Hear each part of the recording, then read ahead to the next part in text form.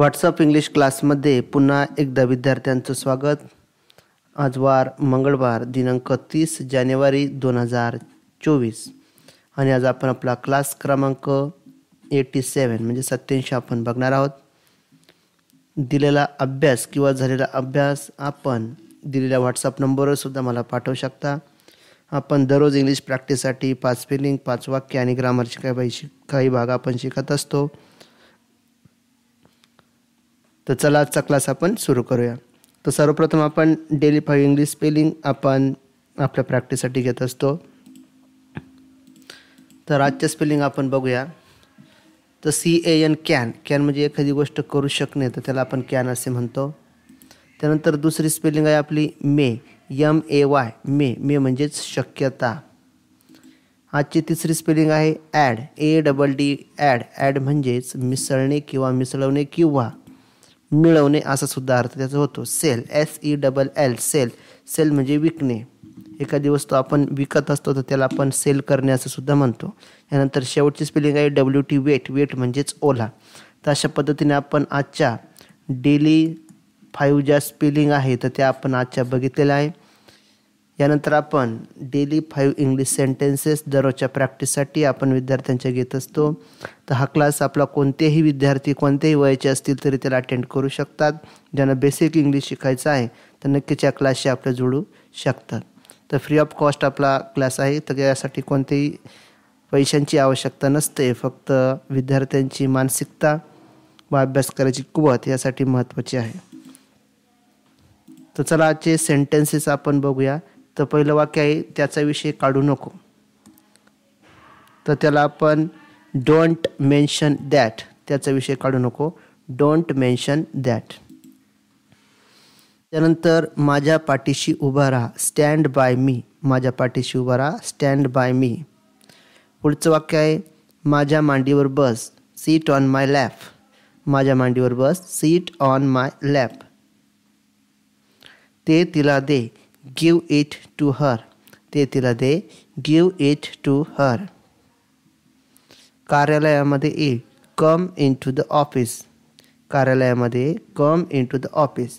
तर अशा पद्धतीने आपण डेली प्रॅक्टिससाठी आपण दररोज 5 सेंटेन्सेस घेत असतो आणि हे सेंटेन्सेस विद्यार्थ्यांनी जर दररोज 5-5 बोलण्याचा प्रयत्न केला ते वाक्य आपल्या ओळखीचे होतील. नक्कीच पुढच्या वेळेस ते वाक्य जर दिसलं तरी आपण त्याचा मराठीमध्ये अर्थ लावू शकतो. आपण जसं म्हणतो की आपण एखादी गोष्ट थोडं शिकत गेलो की त्याचा विस्तार आपल्या माइंडमध्ये पूर्ण होत असतो. तर त्या पद्धतीने आपण इंग्लिश शिकण्याचा प्रयत्न आपल्या या यूट्यूब चॅनलवर करत असतो. तर आता आपण कालच्या क्लासमध्ये जो 10चा भाग, जो काही वाक्य आपले बाकी आहे तर ते आपण आजच्या क्लासमध्ये पूर्ण करूया. मध्ये आपण प्रेझेंट इम्परफेक्ट किंवा प्रेझेंट कंटिन्युअस टेन्स म्हणजे चालू अपूर्ण वर्तमान काळ आपण शिकत होतो. त्यामध्ये आपण बघितलं की ॲमिजार हे सहाय्यकारी क्रियापद त्यामध्ये घ्यायचे असतात.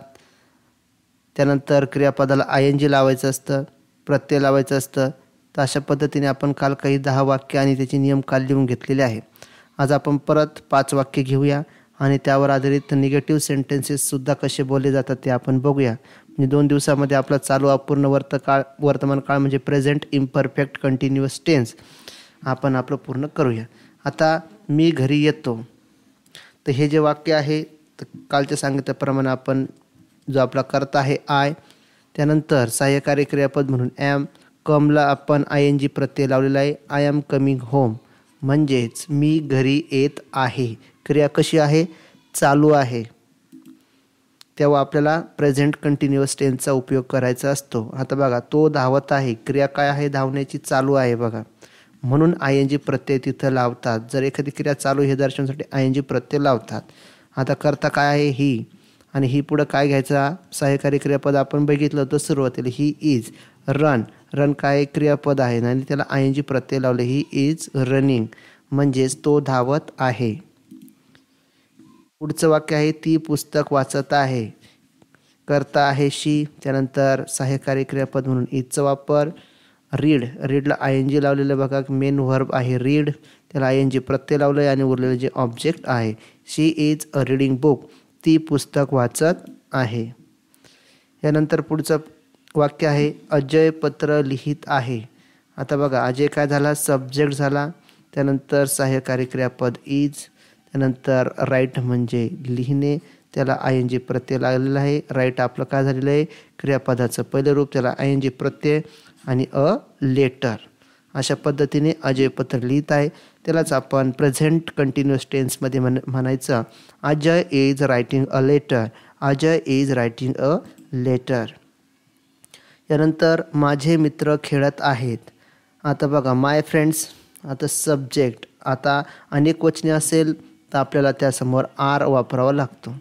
माय friends are playing cricket. Play, आता प्लेला प्रत्यय लागला आपला ING आणि क्रिकेट. तर अशा पद्धतीने माझे मित्र क्रिकेट खेळत आहे. माय फ्रेंड्स आर प्लेइंग क्रिकेट. अशा पद्धतीने या चालू काळाची म्हणजे चालू अपूर्ण वर्तमान जो काळ आहे प्रेझेंट कंटिन्युअस टेन्स, तर अशा पद्धतीने वाक्य आपण बोलू शकतो किंवा लिहू शकतो आणि याचा सराव आपण अशा पद्धतीने करू शकतो. आता निगेटिव्ह सेंटेन्सेस जर एखादी गोष्ट तीच आपल्याला नाही किंवा करत नाही असं जर सांगायचं असेल तर नकारार्थी वाक्यामध्ये स्ट्रक्चर सब्जेक्ट घ्यायचा प्लस इज आर घ्यायचा प्लस नॉट घ्यायचा आहे. म्हणजे सेम वाक्यरचना, फक्त त्याच्या नॉट आपला इथं ॲड होणार आहे. फक्त एवढंच लक्षात ठेवायचं आहे. फक्त काय नॉट ॲड होणार आहे, क्रियापदाला ING सेम लागणार आहे आणि सब्जेक्ट घेतल्यानंतर जो प्रकारचा करताय त्यापुढे ॲम किंवा ॲज किंवा आर कशा वापरायचं ते आपण बघितलेलंच आहे.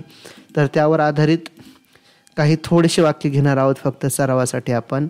आता मी पत्र लिहित नाही. आता बघा I am not writing a letter. पहिले कर्ता घेतला, नंतर ॲम घेतला, फक्त त्या अगोदर नॉट वापरला, राईटचं वर्ब त्याला ING लावलं आणि अ लेटर, मी पत्र लिहित नाही. त्यानंतर तो शाळेत जात नाही. He is not going to school. तो शाळेत जात नाही, त्यानंतर इज, त्यानंतर नॉट घेतला, गोचं ING लावलं आणि टू स्कूल. आणि शेवटचं वाक्य आज आपण आपलं ते वर्तमानपत्र वाचत नाही. दे नंतर आर घेतो आपण माहितीचे, त्यानंतर नॉट रीडिंग अ न्यूजपेपर. ते वर्तमानपत्र वाचत नाही. तर अशा पद्धतीने आपण प्रेझेंट इम्परफेक्ट किंवा प्रेझेंट कंटिन्यू टेन्स चालू अपूर्ण वर्तमान काळ आपण बेसिक इंग्लिशमध्ये संपूर्ण बघितलेलं आहे. दररोज याची प्रॅक्टिस करा किंवा दिलेलं वाक्य किंवा स्ट्रक्चर लक्षात ठेवा. टेस्टमध्ये पण मी विचारतोच. तर अशा पद्धतीने चांगल्या पद्धतीने तुम्ही अभ्यास करा. नक्कीच इंग्लिश आपली इम्प्रूव्हमेंट होईल. ते भेटूया आपण उद्याच्या क्लासमध्ये.